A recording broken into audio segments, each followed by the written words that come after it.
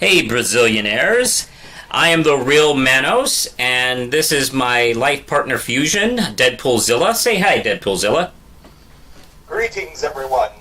And we are back with a new Primetime Crisis vlogs about Steven Universe. And for those of you who don't have Tumblr, the show is doing new episodes every day for the rest of the summer. So I don't really have that much time to do this show every day for Geekvolution, because, I have a life and stuff. So what we're going to do is we're going to do them weekly. We're going to do them 5 at a time and discuss them. And I have Deadpoolzilla with me here, and we're going to discuss the first week of episodes for the summer adventures. And, okay, now, Deadpoolzilla, we got, let's see. We have Stephen Floats. Let's see, what was the name of the second one? I think Mr. Greg was the Wednesday episode. Yeah, that was the third. Oh man, I'm forgetting it. Let's see. Then we also had the new Lars, and then we ended the first week with the. Let's see. We ended the first week with. We had Too Short to Ride. That's it. And let's see. And we ended the week with Beach City Drift. Yeah. This was a pretty good way to just kick open the board and say we're back. First off, I think. I think this was a strong opening, especially with a certain episode, which I'm sure it will completely geek over. Yes, let's get to that in just a moment. But I agree with you. I think now that we've done the cluster story arc, and that was a pretty big one. I mean, they literally saved the world from destruction. So now it's kind of back to Beach City and getting to know the characters again. Yeah, which is actually something I realized I missed. I mean, I love the whole. Yeah, let's do these big adventure intergalactic stories, but then it's like, yeah, but I want to know what the pizza family's doing right now. Yeah, I know, and it's been a while since we'd seen Sadie, and even Connie we haven't seen too much of. So yeah, man, it's really just nice to see the town again, and also now that Peridot is done with her mission about the drill. Now we get to kind of see her mix it up with the other characters. Yeah, which is always kind of fun because let's face it here, Peridot is literally Zim from Invader Zim, and it's hilarious to see her interact with all these characters now that she's no longer trying to kill them. Yeah, that's true. I think it's absolutely hilarious because, yeah, there's usually a lot of mileage you can get with the alien trying to interact with human culture, but this alien came to destroy human culture. Now she's kind of sucking it up and becoming part of it and really loving it, which is kind of really refreshing to watch, actually. I love that whole bit with the alien doll that she's trying to win. Yeah. That was hilarious because it's just her trying to it's her trying her hardest to get this doll, and she has this determination of trying to destroy Earth again, but it's more like, hey, I'm trying to get this doll because I need a friend because Lapis doesn't like me. And also, I love that line about the head, this large head filled with thoughts and those big emotional eyes or sympathetic eyes, which is so funny because anybody who's heard anything about the famous gray aliens usually describe them as cold, dead eyes. So that made me laugh a lot. And actually, I'm sorry. No. And what? I was just going to say that it's kind of funny because it reminded me of. I don't know if you. Oh wait, have you read the Darwin Cook story, Justice League: New Frontier? Right. Yes. That scene with Peridot kind of reminded me of in the comic where Martian Manhunter goes to a B-movie horror movie and he thinks it's a comedy. Oh my god, I've never thought of comparing Peridot and Martian Manhunter. That's actually amazing. And actually, while we're talking about this episode, apparently Peridot has a power. Well, first off, we learned something big in this episode. Namely that the Gem homeworld, the evil threat that could come back anytime, is actually kind of depleting power. Yeah. And they're running on reserves, and they're making new gems, but going on just the bargain basement quality with no powers, or at least not telling them they had powers. That might actually explain why the rubies were so dumb. Yeah, because some of them were new. One of them was brand new. And, so Peridot apparently has magnetic powers or telekinetic powers. I don't know. Do you think that was a power she had and didn't know about? Or do you think that was just a power that developed? I would like to think that, and this is just kind of a working theory, it could be a mutation in her gem. That's possible. Because she clearly said Peridots don't do this. We don't have powers. We're biologically incapable of having powers now. And to have it suddenly kind of spring out like a mutation, it's possible that maybe she's, there's something up with her gem that we don't know about. Perhaps, maybe I can attach this idea to that, is that it might be a mutation due to the fact that they try to specifically avoid giving her powers. Jeff Goldblum says in Jurassic Park, nature found a way.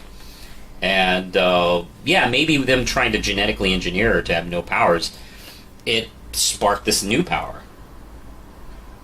Yeah, exactly. And the fact that we haven't really seen a lot of, aside from Lapis, we haven't really seen, I've kind of noticed that it looks like a lot of the newer gems that we've been seeing more have powers that they don't need weapons for. We all thought Peridot was going to get a weapon. No, she can basically be Magneto. Yeah, that's really interesting. I wonder... Yeah, because we've been discussing, all this time, what will be her weapon? What will be her weapon? Are her arm robot things a weapon? Nope, that's not it. Okay, what is it? And I'm very curious to see where they go with this. I mean, she automatically starts using the iPad in the same way that she had her screen attached to her cybernetic arms. So she's already jumping right into that. Yeah. Probably because it's... I just like to think that it's maybe because with the iPad, it's so reminiscent of her touchscreen. It's an easy feel for her. Mm-hmm. All right, let's move on. What's the next? Let's talk about Mr. Greg last, because I know that's the one we want to talk about most. So, which one do you want to talk about next? You want to talk about Drop Beat Dad? That was the episode we were forgetting. Drop Beat Dad. Thank you, Drop Beat Dad. Yeah, that was an interesting episode, and that's the one that sets up Mr. Greg actually. And first off, I love how strong Steven is and the way he is showing off his powers in that one. Frankly, I love Marty's reaction to his strength. Because Marty doesn't know anything that's going on. He's not part of any of this stuff.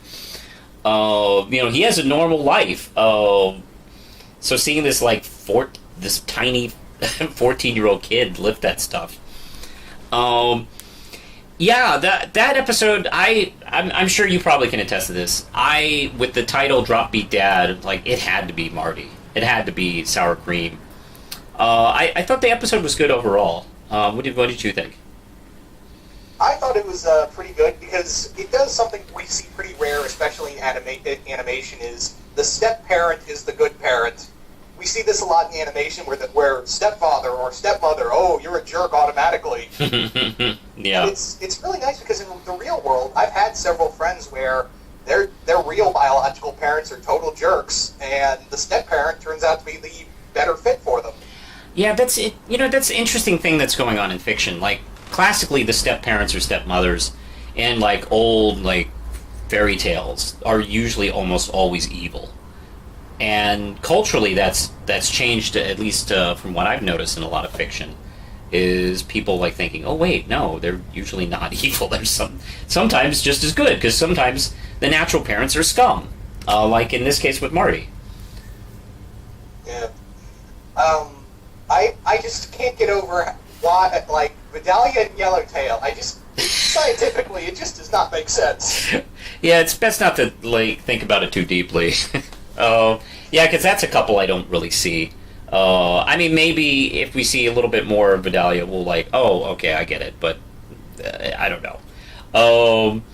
And of course, that drifts into Mr. Greg, where he gives him this check for $10 million. And it's obvious from what he said when he gave it to him that he probably had no legal choice anymore. Like, he'd probably been holding it off forever. What a scumbag. So either give him the money or go to jail at this point. I think so, yeah. And I get the feeling like before he met Sour Cream, I think he was going to build up and make himself look like he was an awesome guy. But instead, like, after he went through that whole mess with Sour Cream, he's like, here's the check. Yeah. Also, I found out there is such a thing as, like, guac cola. I did some digging. Oh, my God. There is a Coke in Mexico that actually uses elements of guacamole in it. That's horrifying. Oh, my God. If anybody out there has drank that, let us know, or heard of it, let us know, because I didn't know that until he just told me. That's horrifying. Like, I had to make sure that was true. Like, could that be a real thing? Well, the creators of the show apparently are always hungry, and they seem to be always fascinated with the most interesting foods. We see that pop up in the show from time to time. Of course, this time it was something that nobody liked, except for maybe Onion. And let's see. Before we get to Mr. Greg, I want to talk about Beach City Drift, which I really dug that episode. What did you think of it? I loved it because, yeah, it does delve into very carefully. I think it was kind of the whole hate between, Steven and Connie towards Kevin and how they described it to Greg. It kind of felt like it was a metaphor for sexual harassment. Yeah, I would definitely say that. And they never really, even though they enjoyed their time together, that always stuck with them, apparently. And just the sight of him. It's so... When Steven sees him, it says to Greg that he hates him, which just blows my mind to hear him say that. I mean, he's totally cool with characters who tried to murder him. Seems like the only two people that get under his skin is Kevin and Onion. Yeah, apparently, yes. And I mean, I don't think he hates Yellow Diamond as much as Kevin. And she wants to, annihilate the planet. So that definitely. I love that scene where they kind of come to that moral where they realize, like, we are just doing what Kevin wants us to do. We are being manipulated by him. Let's not play his game. And it's essentially like not allowing people to get the reaction that they want. I love that. Like, a great way to get back at someone is to not give them the reaction they're hoping to get out of you. And when they finished up that race and they didn't win, they complimented him on the fact that he was right about the moon and how it looked in the night sky, and they congratulated him. And that drove him nuts, because he wanted to really kind of stick it to them.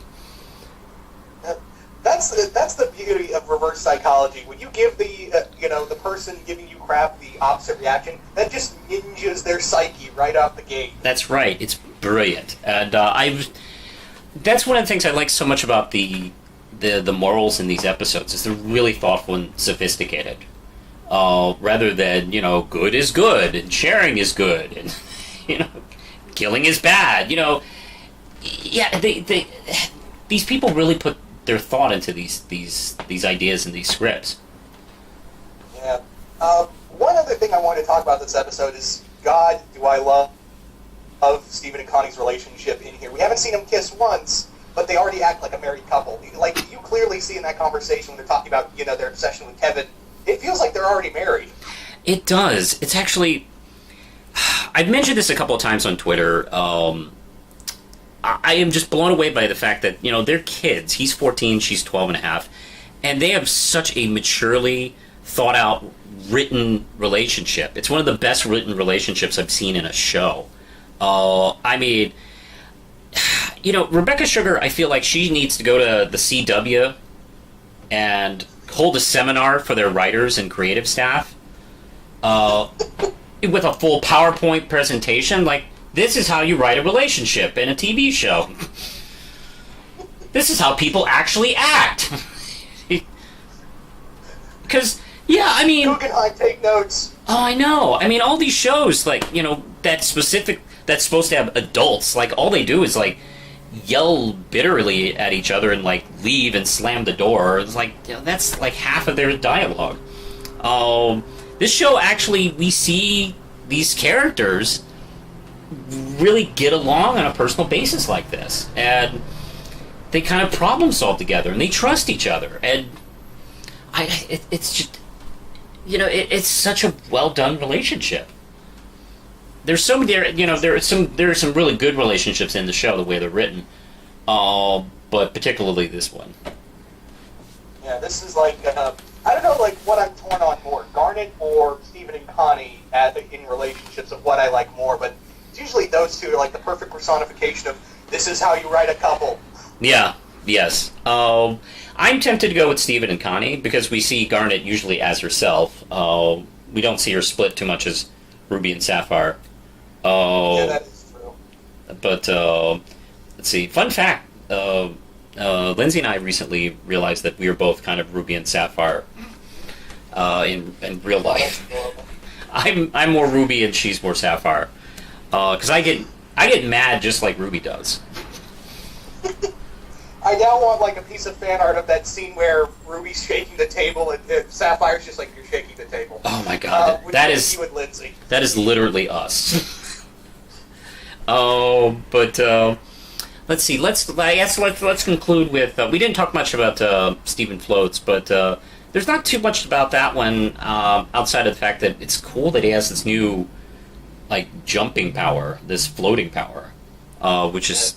I, for one, am happy that Steven is able to leap at tall buildings in a single bound. Ah, yes. Oh my god.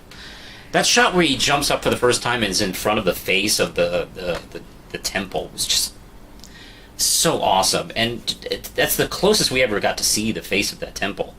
Oh my god. He just leapt from the beach to the donut shop, too. I love when the plane goes by, it's just like, yep, same crap every day. Alright, let's go to Mr. Greg, which is, I think, probably, it's safe to say, that's the favorite episode of both you and me. And, of course, that's the episode where Greg, like, tries to decide what to do with this money, and, like, been through a lot, I'm homeless and stuff, let's go out into the town and, like, have some fun. And Steven insists on bringing Pearl, and that's of course when all the problems Pearl and Greg have had kind of come to light. And this is done as a musical. This is their musical episode. What are your thoughts on that episode? Well, to go back to what you said in like you once messaged once, I'm pretty sure if it wasn't for Steven being around, and when Rose died, I'm pretty sure Pearl would have killed herself. I also have that feeling, and I don't know if the show will ever really touch on that directly. But that's... I think since Rose's Scabbard, that's been kind of my opinion, that she pretty much would have... She had felt like she had no purpose, and Steven gave her a new purpose. Thank God, because, then now she can, like, find a new purpose, and find herself and, find the character in herself in order to move on and stand up for herself instead of, like, always leaning on somebody else. And we're watching that develop. But, yeah, I mean, oh, man, I am dreading the episode if we get to see that. Yeah. Which I feel like will be told in one of the flashback episodes somewhere down the road. Yes. If they're allowed to touch on that subject. I mean, this show gets away with a lot, but I don't know if a Cartoon Network show can be allowed to kind of deal with the topic of suicide or attempted suicide. It would be amazing if they were. Well, But I don't know. I mean, we'll see. I remember an episode of Static Shock that blatantly dealt with gun violence, like, right out there, so Yeah? I guess anything's possible. That's true. Because I'm just trying to think. I can't think of a show in the last 20, 25 years that has dealt with that topic. I mean, if anybody watching has, drop me a line. I'll check out the episode. But the song, the main song, I thought was just stunning. I mean, just one. Sometime the song, "It's Over, Isn't It?" I mean, that's Tony winning. Good. Yeah. And it's so brutal on self-examination and telling us where Pearl is in this moment during her character development. Yeah. The thing with this is that I think Dee Dee Magno Hall, she doesn't get a lot of songs, but when she does get a song, oh my god. Oh my god, she kills it every time. Well, I mean, she's a Broadway stage performer, and Yeah, you can definitely. I think she did Wicked.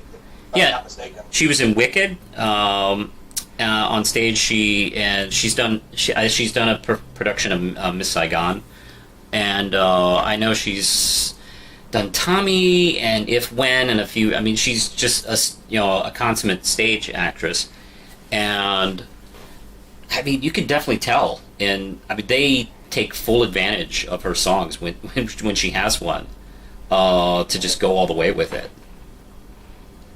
And again, with It's Over, Isn't It? It's just her clearly just distraught. Like, she has hit the rock bottom at this point. Mm-hmm. And we were talking about kind of making fun of CW and how they deal with relationships. And, of course, we here on Geekvolution have, like, long criticized them about, their overuse of love triangles in a lot of their shows. And this is like the Rose, Greg, Pearl love triangle, I have to say, is probably one of the best love triangles I've ever seen in a TV show. We've seen so little of it, too. That's what's so clever about it. It's told mostly in flashbacks. It's the backstory. It's not the front story. It's not one of the main. It's not one of the main subplots of the show that's currently going on. It already happened, and we're kind of seeing the tail end of it. And actually, this episode, I think, is kind of maybe the resolution of it for the most part. And I just love it. And the fact that it happened in the backstory of this show. It's two characters in love with the same person. She dies, has a son, and then leaves both Greg and Pearl to raise the son. I mean, I can't name another show that's had a love triangle in that kind of depth before. Yeah. On a lighter note, I'd just like to mention that everyone's just okay with everyone singing, and they acknowledge it. Yeah. Boo! You ruined the song! It's not like in Disney where everyone just sings out their feelings and everyone goes back to what they're doing. It's like, oh man, you're on a good roll. I think Simpsons actually started that when they were doing songs. They would occasionally make reference to the fact that we're singing. Isn't that weird? I know Bob's Burgers has done that. They had an episode where Bob and Mr. Fisher were singing in the restaurant. And the waiter comes by and tells them, no singing! And Bob says, oh, sorry. And I love the waiters just thank you, no singing, thank you. So yeah, I mean, that's been a running joke here and there. Because Peridot made fun of Pearl for singing in one episode. So yeah, I don't know. That's a joke that just never fails with me. I always think it's funny.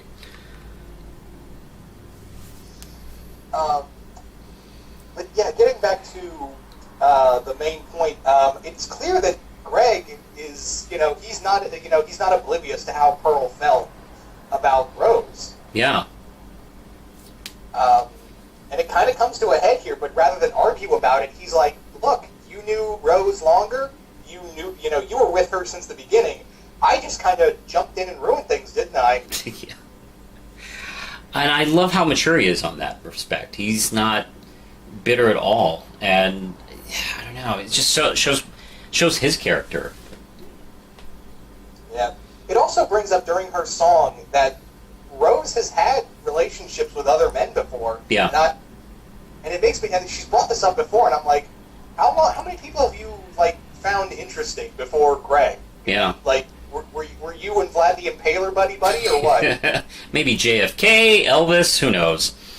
Oh, and I think Greg is the first one to really challenge her, because I think a lot of people were just cool with the fact that they could be with this alien chick. He's the one, I think, challenged her as like, no, I'm a real person. Please respect me.